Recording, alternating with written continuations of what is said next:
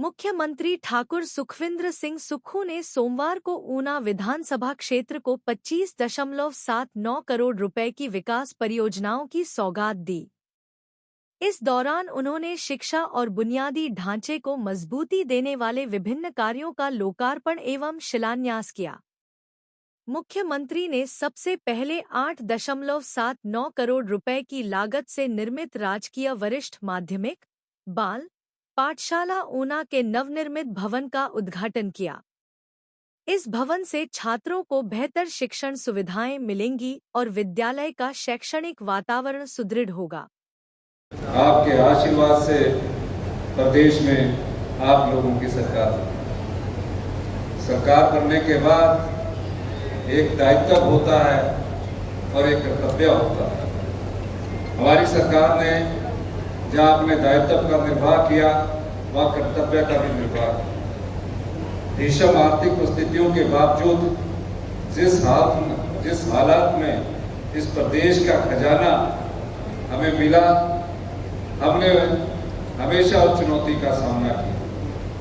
मुख्यमंत्री बनने के बाद जब मैंने प्रदेश की आर्थिक स्थिति को समझा, उस दिन हमने सोचा कि भविष्य में हिमाचल प्रदेश एक ऐसा प्रदेश बनाएंगे, ऐसे नीतिगत परिवर्तन के माध्यम से इस प्रदेश की आर्थिक स्थिति को सुदृढ़ करने की दिशा में सरकार ने काम करना शुरू किया।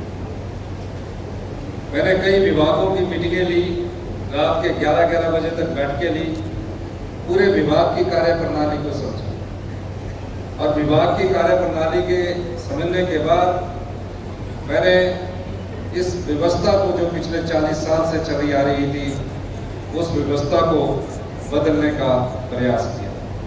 और आपने मेरा पहला ही समय से भाषण सुना होगा। मैंने हमेशा कहा है कि हम सत्ता में सत्ता सुख के लेने आए हैं, व्यवस्था परिवर्तन करने के लिए आए हैं। जब मैं अधिकारियों की बैठक लेता था, जो अधिकारी IAS ऑफिसर्स हैं, उस समय तो मुझे उन्हें समझाने में लग गया और जब मैं उन्हें समझाने में समर्थ हुआ तो प्रदेश पर भीषण प्राकृतिक आपदा 23,000 घर इस प्रदेश में या तो पूर्णतया नष्ट हो गए या क्षतिग्रस्त हो गए। मैं प्रत्येक क्षेत्र में गया, हर एक क्षेत्र का मैंने अध्ययन किया, हर एक जिले की अपनी समस्या होती थी और जब कुल्लू में ऐतिहासिक इस प्राकृतिक आपदा ने पूरे प्रदेश को झकझोर कर रख दिया। हमारी सरकार ने प्रयास किया कि पहले समय हम अपने जितने मेहमान आए हैं, 75,000 के करीब टूरिस्ट उस प्रदेश में फंस गए थे, हमने उन 75,000 टूरिस्टों को वहाँ से निकाला। फिर जो 23,000 घर नष्ट हो चुके थे, उन घरों को बसाने की हमारी जिम्मेवारी थी।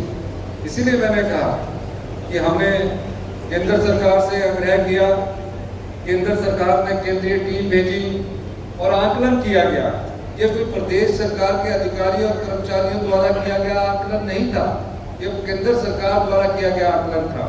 केंद्र सरकार द्वारा आकलन में तकरीबन 12,000 करोड़ के नुकसान का जायजा लिया गया। हमने केंद्र सरकार से मांग की कि आप हमें राहत पैकेज दे दो। बार बार हम मिलते रहे, कुछ थोड़ी बहुत सहायता कुछ समय के लिए आई, लेकिन उस सहायता से प्रदेश का जो क्षतिग्रस्त इलाके थे उसका कुछ नहीं बन रहा था।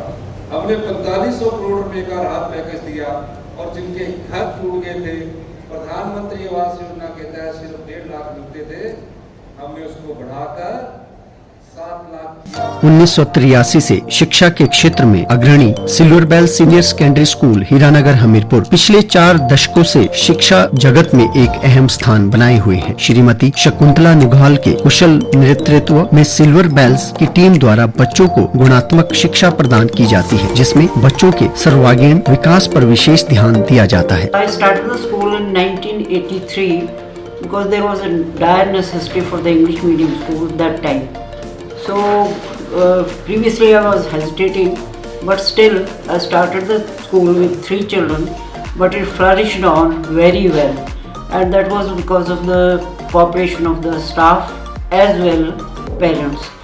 They did all the efforts to take the school up and flourish it very well. And we excelled in all the spheres, cultural activities, outdoor activities as well as the education activities. Super magnet group की सहभागिता से silver bell school में दी जाती है बच्चों को विभिन्न प्रतियोगी परीक्षाओं के लिए कोचिंग और नौनिहालों के लिए अत्याधुनिक सुविधा से युक्त बाल वाटिका की सुविधा भी उपलब्ध है। बच्चों के लिए स्कूल द्वारा ट्रांसपोर्ट की सुविधा 15 किलोमीटर के दायरे में दी जा रही है। गौरवमयी अतीत से सुनहरे भविष्य के निर्माण के लिए प्रतिबद्ध सिल्वर बेल्स स्कूल में आज ही अपने बच्चे के लिए सीट बुक करवाएं।